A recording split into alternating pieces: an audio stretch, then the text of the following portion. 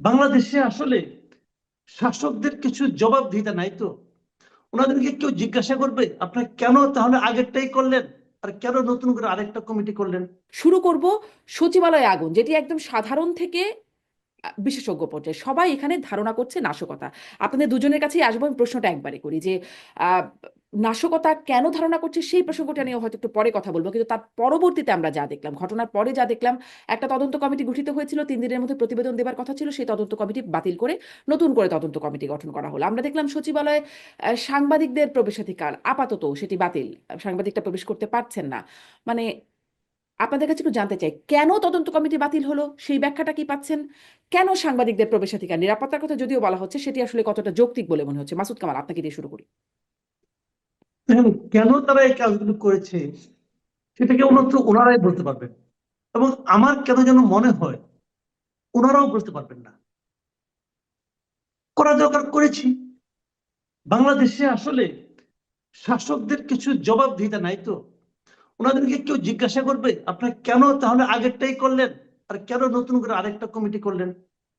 সাংবাদিকদের কেন আপনারা বন্ধ করলেন, এটা কেউ জিজ্ঞাসা করতে পারবে?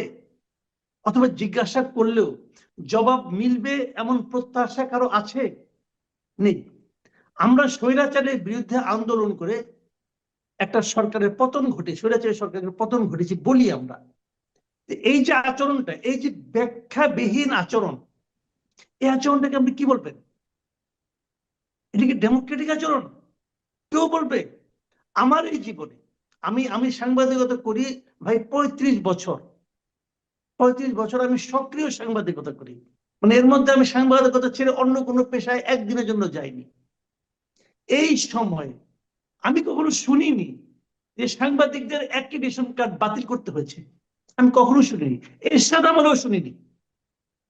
এরশাদকে আমরা স্বৈরাচারের প্রথম প্রতীক হিসেবে ধরি। তারপরে অনেক স্বৈরাচার পেয়েছি, তার চেয়েও বড় স্বৈরাচার পেয়েছি। আমরা ধরে নিচ্ছি উনি প্রথম প্রথম প্রতীক উনি আমাদের জন্য। তার আমলেও শুনিনি যে সাংবাদিকদের অ্যাক্রিডিটেশন কার্ড বাতিল করতে হয়েছে। এই কার্ড নিয়েও কেউ ওখানে ঢুকতে পারবে না। আচ্ছা, অ্যাক্রিডিটেশন কার্ডটা কেন? সংবাদ সংগ্রহের জন্য তো। তো দুদিন আগে ওখানে আগুন ধরেছে, ওখানে কোনো সংবাদ নেই? কোনো সংবাদ নেই ওখানে? ওই সংবাদ জানার কোনো আগ্রহ এই দেশের মানুষের নেই? এই দেশের মানুষ কারা?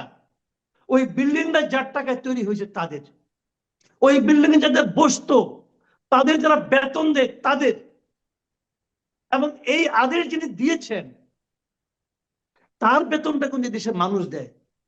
এদেশের মানুষ জানতে চাইতে পারে না যে এই আগুনের ব্যাপারে ওরা যা বলছে তার বাইরে একজন সাংবাদিক কি দেখছে? মানুষের জানার আগ্রহ থাকতে পারে না?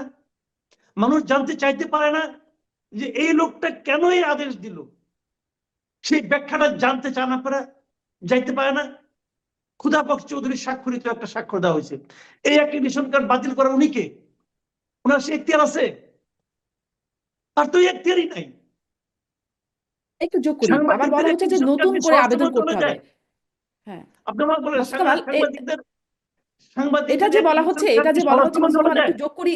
আমি একটু বলেন এটা যোগ একটু করেন। জানতে চাই যে যে জানতে পারছি যে নতুন করে আবার দেশি বিদেশি সাংবাদিকদের অ্যাক্রেডিটেশন কার্ডের জন্য আবার আবেদন করতে হবে। তার মানে কি, মানে যারা বাতিল হলো একবারেই বাতিল হয়ে গেল, আবার নতুন করে করে করা হবে? বিষয়টা কি একটু স্পষ্ট হয় আপনার কাছে? ভাই, ওনারা যে কি বুঝেন এটা ওনারাই বুঝেন। এর কোনো ব্যাখ্যা, কোনো যুক্তি নাই, জাস্ট নাই। এবং ওনারা প্রমাণ করেছেন যে এই দেশের মাটির সমস্যা, বুঝছেন? আসলে আমার মনে হয় এটা মাটিরই সমস্যা। এই মাটিতে যারা ক্ষমতায় যায় তারাই স্বৈরাচার হয়ে যায়। এবং এই সরকারের এই সংক্রান্ত, আগুন সংক্রান্ত যে কটা সিদ্ধান্ত এই সরকার নিয়েছে, আমি সবগুলি সিদ্ধান্তকে স্বৈরাচারী সিদ্ধান্ত বলি, সবগুলিকে। কেন? কোনো ব্যাখ্যা নেই, কোনো ব্যাখ্যা দিচ্ছে না তারা। তারা মনে করে আমি ক্ষমতায় আসছি, আমি উপদেষ্টা হয়েছি, আমার আর কোনো নাই, শেষ নাই। প্রত্যেকটা স্বৈরাচারী শাসক এটি মনে করে, এই যে আমি আসছি আমার কোনো শেষ নাই। এরাও তাই মনে করে আমার কোনো শেষ নাই। আরে ভাই, তোমরা যেটা দানে পাইছো, লটারিতে পাইছো, এটা খেয়াল আছে একবার? এটা একবার খেয়াল আছে? লটারিতে পাওয়া ক্ষমতা, লটারিতে পাওয়া চেয়ার খুব নরম লাগে, আর এই শীতকালে তো উষ্ণও লাগে।